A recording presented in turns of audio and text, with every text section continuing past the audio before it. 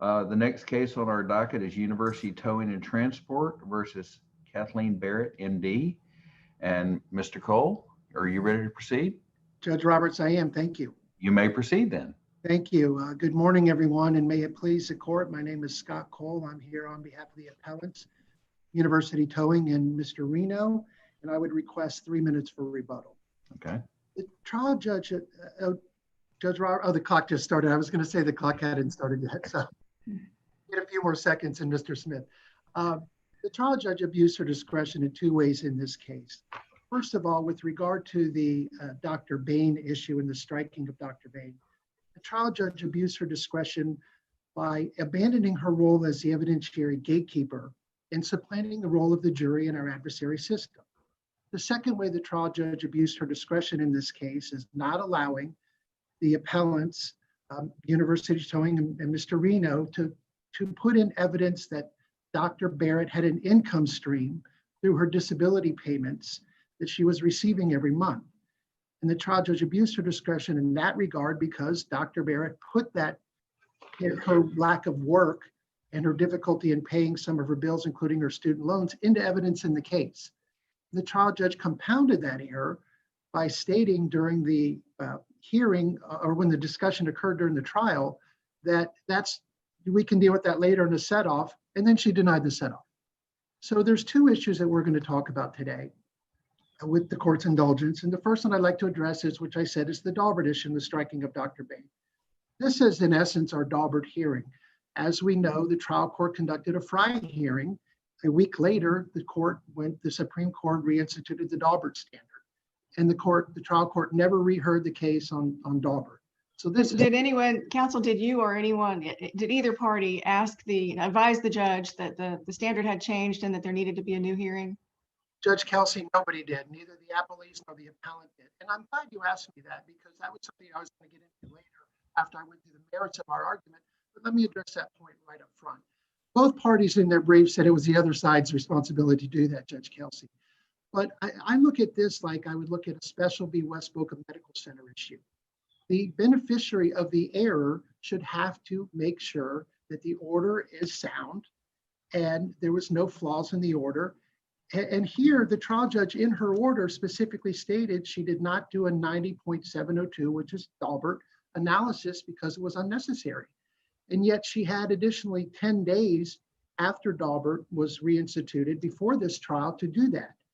And since the appellee clearly benefited from the error of striking Dr. Bain, it was incumbent upon them as a beneficiary of the error to just tell the trial judge, look, we know you struck Dr. Bain under the Frye standard, but you also need to strike Dr. Bain under the Daubert standard, which our Supreme Court has said is a more lenient standard. So they're the beneficiary of the error. They should have showed it.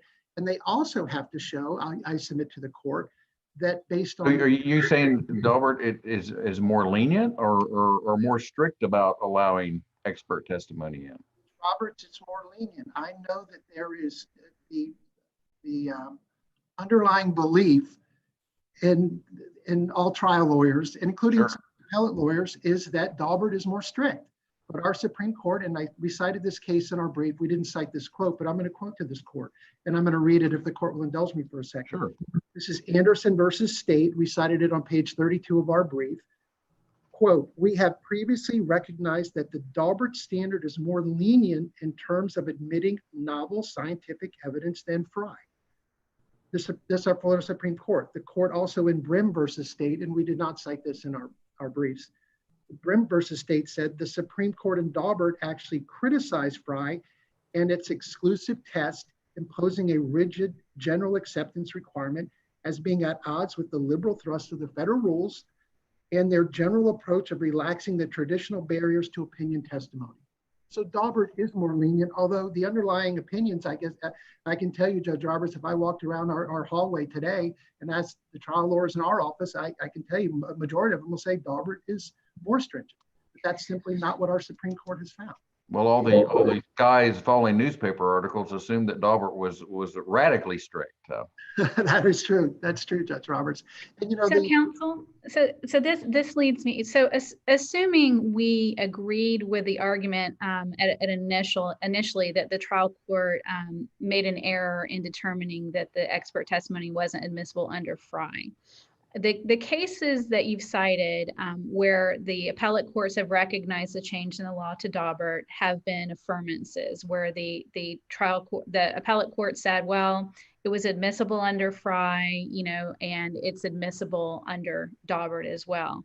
This is a different posture where if we found it wasn't admissible under Frye, we would in the first instance be applying all of the Daubert factors rather than having a trial court record and ruling on all of the different factors. So what do we do with that? I recognize that you brought this to the trial court's attention in the new trial motion and that Daubert was applicable and you made the arguments as to each factor under Daubert and the trial court denied it without elaboration. What do we do with that here on a potential reversal? Well, Judge Rowe, obviously, we think the court should reverse and grant a new trial for two reasons. But I think, and I hear where you're coming from, Your Honor, I think at a minimum, the trial court should have to do a Daubert analysis. And this court should reverse at a minimum for that. And then if the court comes up with the same conclusion, then we can either bring that back up to this court, or if the court and we submit the trial judge should reverse herself based on the overwhelming factors here, that we would get a new trial. So we think you should return it for a new trial, not only on this issue, but on the disability payment issue, but also at a minimum, the trial court should be tasked to doing a full Daubert analysis. And we also, but I don't believe that's necessary, Your Honor. I think that you can do that analysis. I think you can do that analysis here. And I recognize what you said, Judge Rowe, that most of the cases were affirmances. But this court can determine if the trial judge abused her discretion and look at the Daubert factors. And we submit that overwhelmingly, based on that more lenient standard, that this expert should have been allowed to testify. He could have been subject to vigorous cross-examination. He could have been subject to contrary evidence from Dr. Freeman, who they had already retained him, testified at the Frye hearing. And the judge could have properly instructed the jury on how to weigh that evidence. But to just simply ignore that issue when you're right, we did bring it up in our motion for new trial. It was an abuse of discretion by the trial judge. And going to the merit, I'm sorry, Judge, it looked like you had a question. Yes. So is there any case law, federal or state, not necessarily with the change that we had in the law here, that would suggest that an appellate court properly applies all those factors in the first instance? I mean, it's a very unique posture that this case is in. So, if you were looking at it, if you were going to reverse, do you just reverse and let the trial court make all of those decisions in the first instance, or is there authority for the appellate court to do that initially? Judge Rowe, I'm not aware of any case law. And as you said, it's a very unique situation where you had a Frye order, a week later Daubert, 10 days later a trial.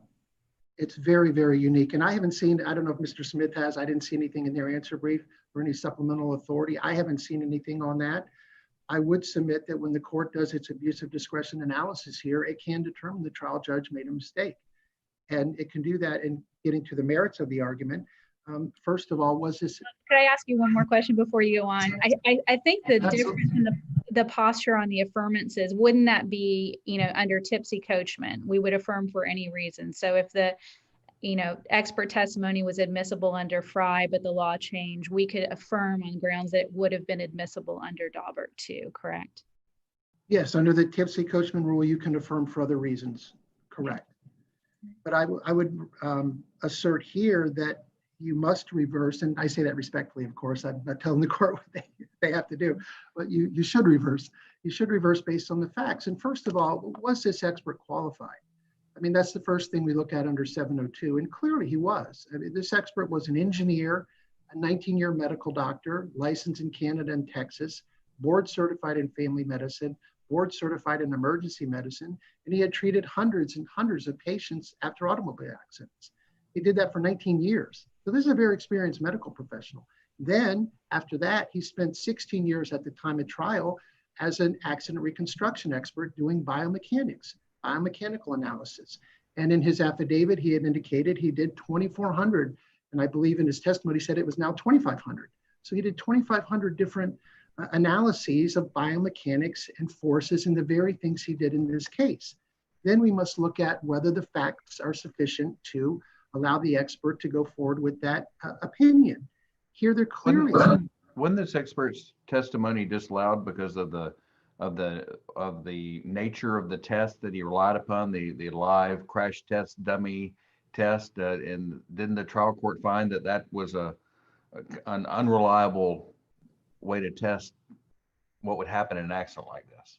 And Judge Roberts, the trial court did find that, and that is why we believe the order is flawed, and it's fundamentally flawed. But before I address that test, I want to also say one other thing. This expert looked at photographs. This expert looked at damage estimates. This expert read the depositions of the 3 people involved. This expert looked at initial medical records. This expert looked at articles and other things in the industry that he typically relies on in order to form the opinion. And then he did what he called the gold standard. And I give Mr. Smith and his colleague, and I say this with great respect, I give them credit for throwing up a smoke screen in front of the trial judge. And again, I say that respectfully. I'm not saying they did anything untoward. Sure. But they threw up a smoke screen saying things like, well, he didn't go to the scene. There was nothing at the scene. There was no skid marks or gouge marks. Well, he didn't inspect the vehicles. Well, why would he inspect the vehicles? There's no damage. You can see there's scratches based on a photograph. And they also said, well, he didn't know the forces that were at play here in order to do this, as Judge Roberts, you said, crash test, dummy test. And he said, if I knew the forces, I wouldn't have to do the test. That's why I did the test, so I could determine the forces, so I could then say it is highly unlikely based on these forces and this mechanism of injury that somebody could have a permanent injury from this accident. And he also said, when the judge asked him, I think it was Mr. Smith's colleague, asked him at the hearing about whether there were peer review articles on this subject and whether there was peer review articles that it was impossible for someone to get permanently injured from this type of accident. And he said no, and the trial judge relied very heavily on that. And she relied very heavily on that in the last 2 pages of her order. But that was clearly an abuse of discretion because he said no, since the question was improperly phrased. He said, I'm here to determine whether there was a specific injury from a specific incident. And that's what I'm here to determine. He also said you need to define the word injury, which was not defined in the question. And they sparred back and forth at that at the hearing. And he also said, and that's like 2575 to 2590 in the record. I see I'm under my rebuttal time. If I may continue, Judge Robertson, I'll just take it up. Keep going. You stop when you want to. I'm gonna give you an extra minute. Here, that's thank you what I'm so gonna do. much. Yeah. Thank you. I appreciate that. And he said no, and the trial judge put great emphasis on that he said there's no peer review articles on this issue. And Dr. Bain testified, he said, again, I'm looking at a specific injury in a specific accident. This is not pure opinion testimony. He said there's no peer review articles that based on what that question was posed to him, because he never said it was impossible that someone could get injured. He said highly unlikely. And he said you have to define the word injury.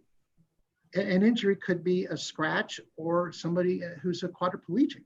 And the question didn't define it. And that's why he said it's a meaningless question under these facts, what I'm opining in this case, and what my conclusions are based on the forces, the crash test, the exemplar crash test, which he called the gold standard, and all the other things he did that accident reconstructionists and biomechanical experts rely on. In fact, this court has many times recognized biomechanics as an applicable science in auto accident cases. This is a very simple case. It's causation or damages. That's the only issues here. And this court has even allowed biomechanical experts to testify based on photographs without an exemplar crash test and other things that he did. So not only did he do the things biomechanical experts normally do, but he went one step further and did what he's called the gold standard. I'd like to real briefly talk about the disability. I want to point out that the time shown right now is your actual time. That 1 minute has already been added. So I appreciate that, Judge Roberts. I want to get into this other issue in for a minute because it's very important. I kind of led with it at the beginning that Dr. Barrett put the issue of her not working into the trial. She talked about how she couldn't work for 3 months after the accident. Her salary dropped $100,000. She then could only work part-time. She had difficulty paying her student loans. But more importantly, she said that I would give anything to be working right now. It has completely caused me to suffer depression, insomnia, anxiety. I lost my identity. And all this time, at least for the last 2 years of the time period before the trial, she was getting disability payments. Now, we asked the trial judge, hey, we don't want to say disability. We'll say she had an income stream, and that's why she's not working. It goes to motivation. And she put that evidence into the record. So that's why it's relevant in this case. I recognize that normally it doesn't come in, it's dealt with post-trial. I recognize that. But in this case, she opened the door to it. Most importantly, and I'm pointing at page 643 of the trial transcript, and indulge me, I realize I have very few time left for rebuttal. The trial judge said, I'm inclined to say that it doesn't come in, page 643. I mean, any disability benefits that she's receiving would be subject to a set-off post-trial. That was the basis for her ruling. Post-trial, she didn't give us a set-off. So I'll turn it over to Mr. Smith with Judge Roberts' permission, and I have about 40 seconds left. And thank you for the extra minute. Thank you, Mr. Cole. Mr. Smith. May it please the court, I'm Rod Smith, and I'm here on behalf of Dr. Barrett. We are asking this court to affirm the lower court's denial of the request that the trial judge grant a retrial. Let me start off, because of the way the questions are going, to kind of a sequencing that I think is critical to understand how we got where we are in this case. As your honors are aware, and I think it's important to go back in the sequencing of the briefs too. Initially, at the time they filed their initial brief, they argued to the court that this was a de novo review under Frye. We pointed out in our response that, of course, that's untrue, because under the pipeline rulings, the rules changed, and we are now under abuse of discretion, meaning that essentially the judge will be upheld unless no reasonable judge under the same facts could have made the same finding, or, as has been said, perhaps even better, unless the decision was itself capricious, fanciful, or unreasonable. You can't argue that. But I want to go back to the sequencing, because I think it's critical on how we got here. We had a hearing. At the time of the hearing, it is true, and I'm backing up a little bit, your honors are aware there was this time when we had a legislature with one rule and the court with another rule. That had been eliminated, because we used to actually ask for courts to rule on both, because we didn't know which would prevail. By the time we had our hearing, the then Supreme Court had determined Frye would be our continuing standard. As your honors are aware, the judge ruled under Frye and ruled correctly under Frye. We had a lengthy and contested hearing involving both the conflation of data, the improper methodology of testing. You would note for just a moment that Dr. Freeman has not been mentioned by the other side, because he testified at length. He's a medical professor. He's got 84 peer-reviewed articles, and he talked about the deficiency in the testing and the deficiency of any literature that would support the testing. But again, that was all under Frye. In the middle of this time period, right after the order had issued, we now knew that Daubert was the law. We had prevailed at the earlier hearing under Frye, and contrary to what counsel has said, I would cite to Perez versus Bell South, which we cite in our brief. The common perception by the courts, and I think the common perception by the legislature and the courts, was that in the adoption of Daubert, we were tightening the restrictions for the admissibility of expert testimony. It was really felt that for a period of time, the criticism of Frye was that science and medicine were the gatekeepers, and it ought to be the trial judge. And so the roles were made that the trial judge is now the gatekeeper, and is given, according to Kumho-Tyre, which is the second of the trilogy cases, is given great latitude, or broad latitude, the language is, in the decision making. But what happens is, when we go to trial, I fully anticipated or expected we might be hearing either a motion for rehearing, a motion for reconsideration, or an offer or proffer of the testimony of Dr. Bain in light of what we perceived as to be something that was actually more favorable to our position. They chose not to. And let me make this clear. While there's not case law specifically on this sequencing, there is abundant case law of where the admissibility of an expert, the burden for admissibility lies. It lies with the party offering the expert.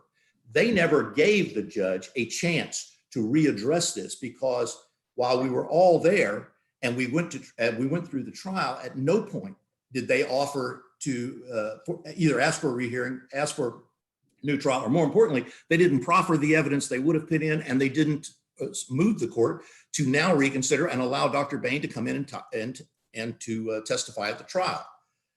The burden was on them. Sorry. But Mr. Smith, they did do so in the new trial motion, and the trial court did not analyze or address in any way the application of Daubert, how it applied in this case. It was a blanket denial without any consideration.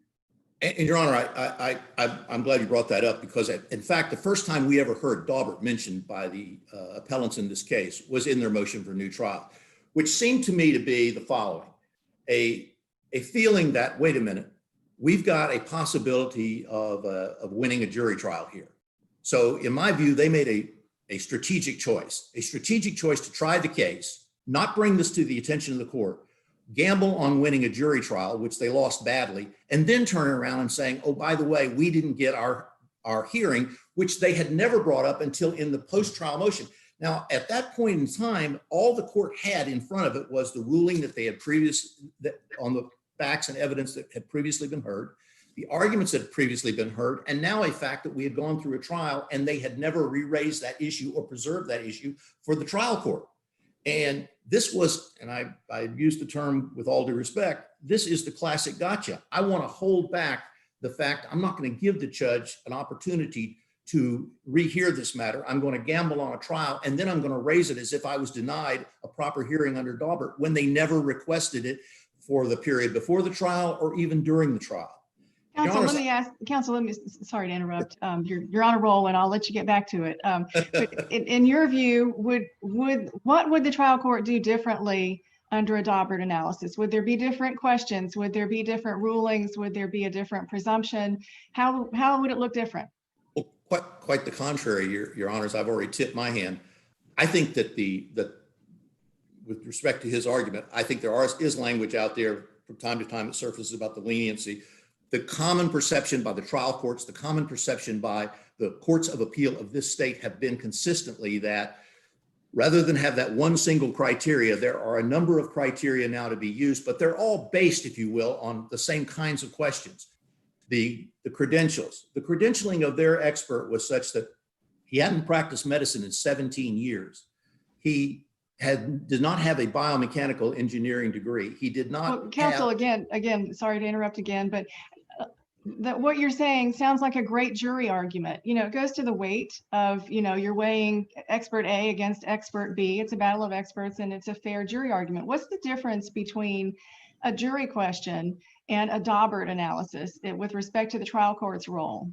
Your Honor, there are plaintiffs all over, the lawyers everywhere loving what you've just said, but the truth of the matter is Daubert has been very commonly used to impose on the trial judge a gatekeeper responsibility, and the mere argument of let it go to the jury is something the United States Supreme Court abandoned some years ago and saying, no, we're not going to let it go to the jury, because if we just do that, then we've really abandoned, we've allowed ourselves to have dueling battles of false equivalency when in fact the judge finds that the underlying test has not been met. In this case, the underlying Frye requirements hadn't been met. I submit to Your Honor that while they asked had they asked for a rehearing, in likelihood we would have had the exact same outcome, because there's nothing suggesting that somehow there was something that would have been allowed under Daubert that was disallowed under Frye. Just the opposite. The likelihood is if it were, and I think the importance of this to understand, I think that played into their strategy. Had they asked for a Daubert hearing,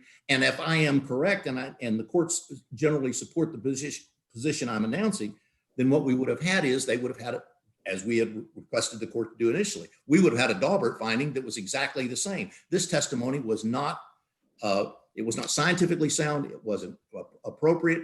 The holes in the testing methodology, which is at the heart of the case, the holes in the testing methodology, the failure to consider a number of important things, and the assumption of things that weren't supported by the record was such that the judge found that this would have led to a speculative outcome. Now, it's not as simple as Your Honor would suggest as a battle of we both get to put in our experts. No, nobody gets to put in their experts unless and until you get past the gatekeeper who's given broad latitude because they heard the case, saw the case, and made that decision.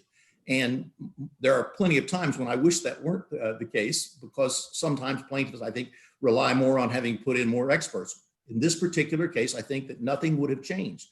This is an instance where there's a fundamental deficiency I've got to address, though.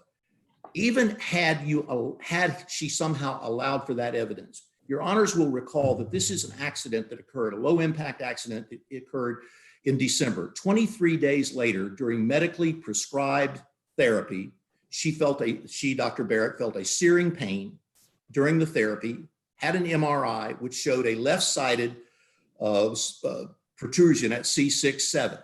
Thereafter, and I make this of great importance, the courts recognized, and the jury instruction made it clear, that we were entitled to that instruction, that medical therapy arising out of an accident.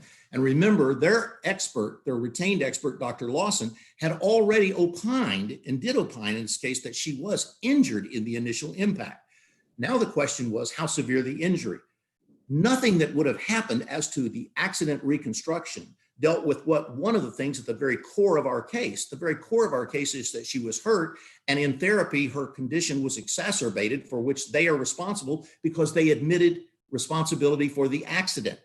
Consequently, to be blunt, I think one of the reasons they didn't cite Maines versus Fox, a case we cited to the court, one of the reasons they didn't do it was because harmless error kicks in. There's no likelihood that if anything had changed, there's no likelihood, since Dr. Bain did not consider but about 10% of the medical record by his own admission. He was very selective. He either ignored or never considered the subsequent injury, which is at the core of how seriously she was injured, because she was recuperating well unless and until that subsequent injury during therapy, and then she was never able to sustain the position she had previously held. Well, counsel, I guess defense counsel would say, well, the jury never got to hear from Dr. Bain, period. So you can't really accurately predict how they would evaluate the subsequent therapy injury. Not to put words in his mouth, but how do you respond to that?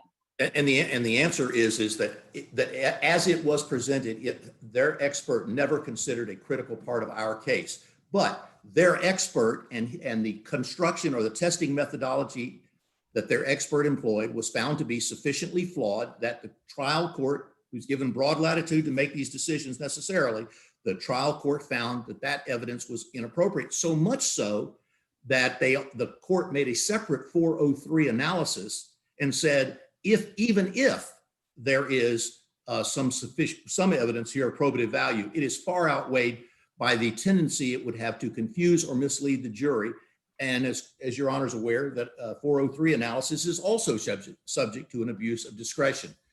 Certainly, counsel, even besides the exacerbation argument, the admissibility of this evidence was also important to attack Dr. Barrett's credibility. She reported at times that the accident occurred between 35 miles and 40 miles per hour, and the mechanism of the injury was critically important to the jury's understanding of how the crash occurred and what injuries might arise. So for that reason alone, I mean, why wouldn't that be relevant, and why wouldn't that be a factor that you would consider aside from the exacerbation? Well, first of all, you need to recall that she testified that the reason she came up with that estimation, which I think she herself determined to be a guesstimation, was based on what the posted speed was and an assumption that they were going at or about the posted speed.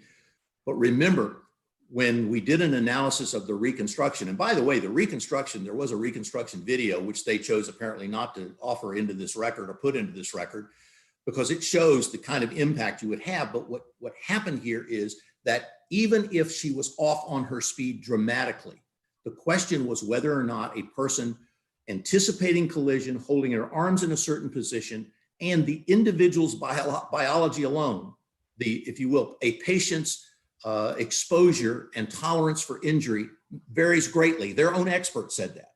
So to say, well, we're going to allow the expert evidence in because it goes to the credibility of that's not what an expert opinion is about, and that's not what an expert's assumptions do. They were allowed to cross-examine her at length about her assumptions, and they did so. And so that matter was a matter the jury did resolve, and would not have been based on whether or not he used that speed or some other speed, because she explained that she didn't claim for a moment to know the exact speed. She guessed it based on what the existing speed limits were as you turned into the hospital. Counsel, So let me- it would have made no clear- contribution. Counsel, if I can ask a clarifying question, you are not saying that we can no longer have biomechanical testing admitted in personal injury trials or accident reconstruction specialists. You're not saying that, correct? Not at all. Two things about that. Number one, accident reconstruction, including accident reconstruction by Dr. Bain, when it goes to the question of how an accident occurred, happens every day, and it will continue to happen every day. Secondly, and before I leave that, I think that one of the things that's important to recall on accident reconstruction is it doesn't necessarily go to from the how necessarily over to what occurred and how, and what the medical, and tie that into a medical opinion of whether or not it caused that particular injury. In fairness, our judge said, I'm also not going to allow you to have the treating physician say that this kind of accident could have caused that injury. Maines versus Fox makes it clear that there are circumstances under which this kind of evidence could be admitted. In Maines versus Fox, he was a biomedical engineer trained at university level and was a physician practicing board certified in surgery with an emphasis on spinal injury. That's a case in which the courts allowed not only step one, which is commonly allowed, biomechanical evidence, and step two, because you had that nexus to the unique medical expertise that you had in that case, which was all lacking in this case. I don't want to leave without addressing real quickly the issue of the collateral source. Mr. Smith, you were over time, but I will give you one more minute and I'll give Mr. Cole so he'll have an adequate rebuttal time. Go ahead. I'll be very quick. The law is very clear in Florida. Collateral sources are not admissible. The U.S. Supreme Court in a case called Eichel, which we cited in our brief, said it's not enough to say that you're trying to introduce it to go to motive. There's other ways to prove motive and test motive. In this case, there is a case called Gordon they rely on. It's a case where a person got up and completely misrepresented to the jury impoverishment. In our case, it's in the record and we put it there that she had bought a home and that she had help with her laundry and help with her Counsel, house. isn't it also in the record that she did at least once, if not twice, talk to the jury about her motivation for wanting to get back to work and her financial need because of her student loan payments? And how did that not open the door? Excuse me. First of all, you have to understand that we think the door is open when they suggested from the opening statement on the kind of malingering approach to the case. They actually bring that in all cases, they bring that in. But she asked the question, she came back and talked about how important it was to her, not just financially, but to her well-being. She had prepared I think we have 8 years she'd been in preparation to become a pediatric anesthesiologist. And she got the dream job she wanted at Shands. She was saying, I've lost everything I dreamed of. And yes, it is true that she was having problem making student loan payments, because she's also having to live on disability payment. When Dr. Shanasarian came in and talked about our expert on economics and set the kind of the earning capacity, which is what standard was, all of that was subsumed, if you will. The amount she was receiving was subsumed because he used a greater amount for the jury to respond to, because that's what she would have anticipated. She was making way more than $11,000. She started her job at $250,000. Lost $100,000 of it after the first 2 months of her injury, and consequently, and the offsets is really, to use his words, is a smokescreen, because the offset is money that is leaned. So they don't get an offset for money that is leaned because she has to pay it back. Thank you so much for your time this morning. All right. Thank you, Mr. Smith. So would the clerk add 2:37 to Mr. Cole's time? And Mr. Cole, you're recognized in rebuttal. Thank you, Judge Roberts. Lawyers should never say this, but I can assure the panel I will not take two minutes and 30. I actually get more time again. There you go. Give me more time. The clerk gave you a bonus. That's good. Go ahead. I won't take up the full amount of time. Thank you very much. And thank you to the panel, and Mr. Smith, thank you as well. We, first of all, in response to what Mr. Smith said, we did mention Michael Freeman. That's their expert on biomechanics. He testified at the Fry hearing. I did mention that. And Judge Kelsey, to answer your question, that's exactly what have occurred here is the trial judge should have allowed Dr. Bain come in. They should have allowed Dr. Freeman come in, have vigorous cross-examination, have that evidence put before the jury and let the jury make a decision. Daubert keeps out pure opinion testimony. I submit that based on this record, Dr. Bain should have been allowed to come to testify, even if he didn't do the exemplar crash test based upon what he reviewed in the case, the photographs, the depositions, some of the medical records, and the other items that he reviewed, and the damage estimates of Dr. Barrett's Honda. So the exemplar crash test even enhanced the admissibility of his testimony. With regard to what Mr. Smith said about the subsequent stretching incident that occurred 23 days later, yes, our CME doctor did say she had a muscle strain which lasted 8 to 12 weeks. Dr. Bain didn't say that. The biomechanical expert who was struck, Dr. Bain said he did not believe she sustained an injury, but she could have. And when he said could have, he said it's going to last 1 to 2 days. So, and Dr. Bain would have come in and testified, had he been allowed to, which he should have been, that she had a strain at most if she had any injury, and it resolved in 1 to 2 days. So this stretching, neck stretching incident that occurred 23 days later is a red herring to Dr. Bain's opinion. In addition, Mr. Smith said that she was responding well to this minor accident. No, she wasn't. She missed all work. She missed work from December 13th to January 5th, the day of this stretching incident. She was out of work for 3 weeks because of this incident. And lastly, I don't want to repeat myself, but I submit the beneficiary of the error, the appellee should have to bring up, the court should have reheard it on, trial judge should have reheard it on Daubert, especially if Mr. Smith believes it's a better standard for him. And also we did analyze the factors that the trial judge used under Frye because we wanted to point out the errors under the Frye standard, but we also analyzed the factors in our initial brief under Daubert. And we did state in the reply brief that it is an abuse of discretion standard. So with that, I'll ask the court to reverse for a new trial. I'll ask the court to allow the disability income to come in at the new trial, and we'll call it an income stream. And I want to thank the panel and for allowing us to argue by Zoom, and thank Mr. Smith as well. Have a great day. All right. Thank you both very much for your argument. We are adjourned.